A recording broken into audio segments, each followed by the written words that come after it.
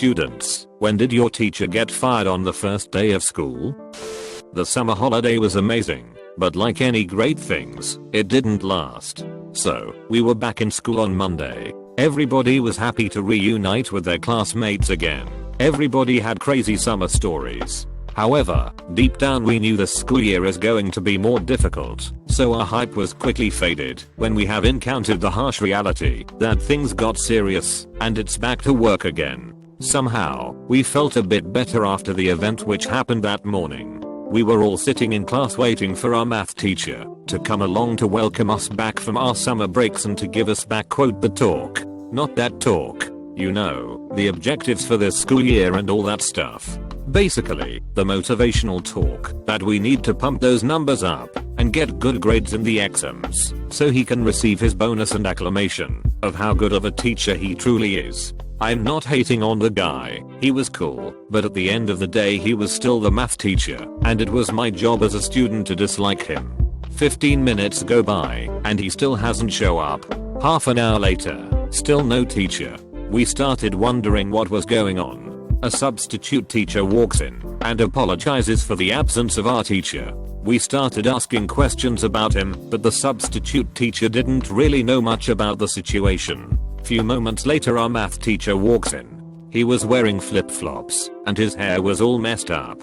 We were shocked as he always wore a suit and dressed really formal. I was thinking, come on, man. What this summer did to you? Did he really let himself go? Must be all the math problems.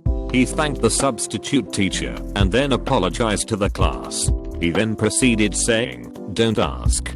Don't ask. It was kind of hard not to ask when you show up in flip-flops for the first day of school, mate. He then continued saying, you know how students are sometimes late for their class. Well, let's just say it can happen to teachers as well. For the remaining few minutes of the class he went on about what we have in store for this school year. You could sense that his speech was not that well prepared, and he was improvising as he went along, like most students do during presentations. Nobody took him seriously, however. Boys out in the back were giggling, and the girls in front started gossiping. He quickly realized this might not be the ideal context to begin the school year, and then left without saying anything. The following day we were looking forward to the math class, so we can find out more about what actually happened. However, when the teacher did not show up, instead we got the principal who was holding an announcement about how the math teacher got fired because he forgot the start date for this school year. The teacher forgot about the first day of school, which was unbelievable, but so funny at the same time. Maybe not that funny to him, however. We found out later that he was getting through a rough period with his wife, or whatever, tragic adult stuff. Nevertheless, forgetting about first day of school. Anyway, weeks later we got a new math teacher. She was never late. Another summer was over, and we were back to school now. That didn't bother me too much, because school for us was always kind of fun. We weren't the brightest school in our city, and more than often we used to get students that didn't perform well, or who were rude and talk back to teachers. In other words, discipline was lacking. Everyone was excited about the new teacher. The last teacher we had was great, but he retired. Apparently, he couldn't keep up with us. The bell rang, and we sat in our bench, waiting to see what this new teacher was all about. A young lady enters the class and presents herself. Hello, class. My name is Rosie, and I'm going to be your new geography teacher. I'm really excited to meet you all. I could already see this going sideways. A back at the end of the class shouts, we are not excited at all. I could notice the teacher getting easily disturbed by the answer. I was thinking then, if she was low tolerance for this type of stuff, then she is going to be in big trouble, because that was the usual vibe during our classes. She managed to contain herself and to respond, I'm sorry that you feel that way. However, I promise to make the subject really exciting. You will grow to love it, I'm sure of it. The voice at the back shouted again, geography is boring. Leave us alone. The teacher was getting more and more anxious now. Judging by her young appearance and overwhelming excitement, you could tell that she just graduated and was just keen to start her career into teaching. Oh boy, she picked the wrong class as a debut. The voice in the back continued, what's the matter? Have you lost your voice? The whole class started laughing, and and the teacher became angry. She lost her control and said, "Listen to me, you little brat. No one talks to me like that. You hear me?" Everyone stopped from laughing, being shocked by her reaction. Usually, you see teacher leaving the classroom in tears. Yeah, we were that bad, but rarely reacting this angry. To instigate, the voice continued, "I can talk however I want. Make me change my mind." Hearing this, the teacher instantly threw her notebook at the student, hitting him. The student didn't suffer any injuries or anything, but theoretically he was hit by a teacher, which obviously is a big no-no. You could instantly see regret on the teacher's face. Poor her. Another one bites the dust. My classmate victimized himself that he's hurt, and that caused the teacher to panic. This wasn't a good way to start school. Afterwards, we heard that she was told that she can resign, and that this would be her best option.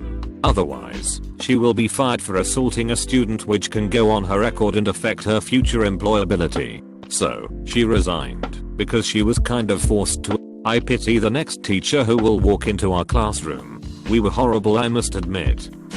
It was the opening ceremony that we hold every time at the beginning of the school year. The purpose of this is to welcome back the students from their summer holidays and to have a formal ceremony to start the year in fashion. It also proved useful for students to get to know their new classmates and to get accustomed with the teachers. Our school took this quite seriously, as they thought it was important to offer students a warm welcome. So, they tried to make everything nice for students by putting up decorations in every classroom, inviting guest speaker, like the mayor or local authors, to give us an inspiration speech, and sometimes they even had people who gave out performances, such as dance choreographies, singing and that type of stuff. We were always curious what would they have prepared next time. It was just something nice to have to make the lousy feeling of starting school go away. This year, things felt a bit different. We turned up and went to the schoolyard to find where our head teacher is and where our class sits. We were usually organized based on the grades we were in, so you'd have to find your class so that everyone would sit together. After I found my classmates, we laughed and caught up with things. Then we quickly noticed how the school vibe feels a bit blunt. There were no decorations like they usually put up, no balloons, flowers or none of that. The teachers looked awfully stressed, running up and down. Something was not right and you could have sensed it. We asked our teacher what was happening and she simply replied, "It is his fault." She looked really stressed and mad, so we stopped asking more questions. The principal got on stage to make an announcement. He went on apologizing for this year's ceremony and the lack of entertainment and decorations they had in place. His speech was a bit passive aggressive. It felt like he was blaming someone for this, without calling out particular names. There wasn't going to be any spectacle or the usual warming welcome this time. So, everybody started booing. The principal was clearly embarrassed and left the stage. We started wondering among ourselves what could have happened, because this was rather unusual for our school. Either way, hours later most of us forgot about the whole thing. It wasn't as important to us as it was for the school, I guess. However, we found out days later that the reason for it was due to the budget. More specifically, one of the teachers who was entitled with raising and holding the funds for the ceremony gambled all the money a week before school started. The luck wasn't really on his side and lost everything. Needless to say, he was fired instantly and probably got into more serious trouble as he technically embezzled the money. The next year after that, no teacher was put in charge of the opening ceremony and instead the principal was the one responsible to handle the funds and all the arrangements. Hopefully, he doesn't have unhealthy habits like the teacher. It was the first day of school and everybody was bored already. Our teacher noticed our lack of excitement and wanted to do something nice for us. So, he proposed to the principal to take us to the National Museum, which was only 5 minutes away from the school. Obviously, the school year just started, so it wouldn't make sense for the teacher to bombard us with homework or lots of material from day one. The principal agreed to his proposition and thought that would be a brilliant idea as long as he gets the kids back in time and no incidents take place. Oh boy, this was going to be fun. Anything was more fun than sitting in class anyway. Everyone got excited, packed their stuff, and went out the door. The teacher kept reinforcing the idea that everyone should stay close together and close to him. No fooling around. Moments later we arrive at the museum. As we went along, the teacher started explaining the exhibits to us. You could tell he was really passionate about art, and that made us listen. Well, some of us anyway. The museum was not so big, so we finished seeing everything in half an hour and still got plenty of time to return back to school. However, before that, our teacher told us to go and use the bathrooms if we wish before we go back. So we did. Few minutes later, everyone got back together and we were on our way back to school. We enter back into the class to wait for the final bell until we can go home. The teacher was satisfied that all of us looked more lively now. He said, "I told you guys we will have fun. I hope you all enjoyed our trip to the museum. Maybe we can go again soon." Right after finishing his sentence, the principal walks into the classroom looking absolutely furious. His face was all red, like he was about to blow up. The principal shouted, "You forgot about him." The teacher had no clue what the principal was talking about or why he was so mad. The principal continued, "You forgot about George, darn it. He went to the bathroom, and when he got back, he said that you guys were gone. I have just received the call now from the receptionist of the museum. Come see me in my office right now." They both left the classroom, and then we were left looking at each other. How did everyone forget about George? George was the silent type. You know, every class has that one student that just keeps himself to himself, doesn't talk much, basically being like a ghost. He always used to sit in the last row playing his games. People hardly ever notice him or talk to him, but I wasn't expecting this from the teacher. Apparently, George had some tummy issues and took a bit longer than others. By that time, we were gone. At first, I found the whole situation a bit funny, then I felt sorry for George and for the teacher. Next day, another teacher shows up and introduces himself as our new professor, meaning that our teacher was fired right away. That made me sad. He was cool. This new teacher never took us to any museums, but made sure to remember every one of us. Back in high school, we used to have a principal with anger management issues. He was so funny, but so inappropriate. I'm still uncertain how he managed to keep his job for so long.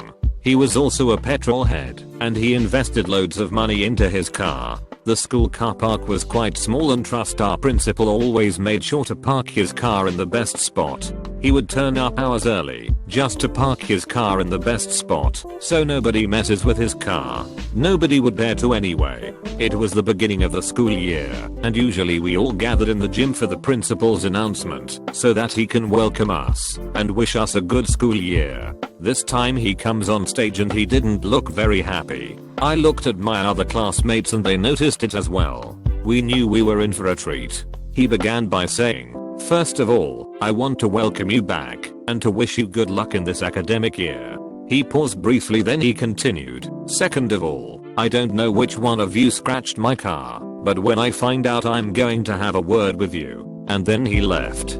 Just like that. That was his announcement. 15 seconds.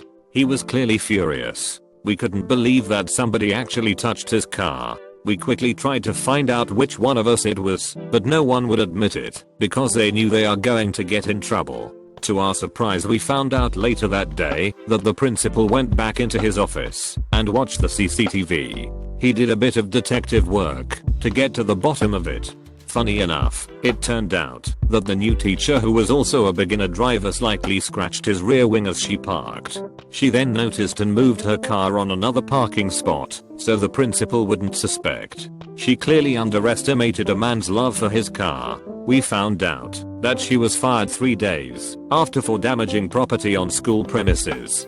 The principal clearly found a loop in the policies to make her go away and send out a message that no one should mess with his car. The parking spot next to his car was always left empty after that.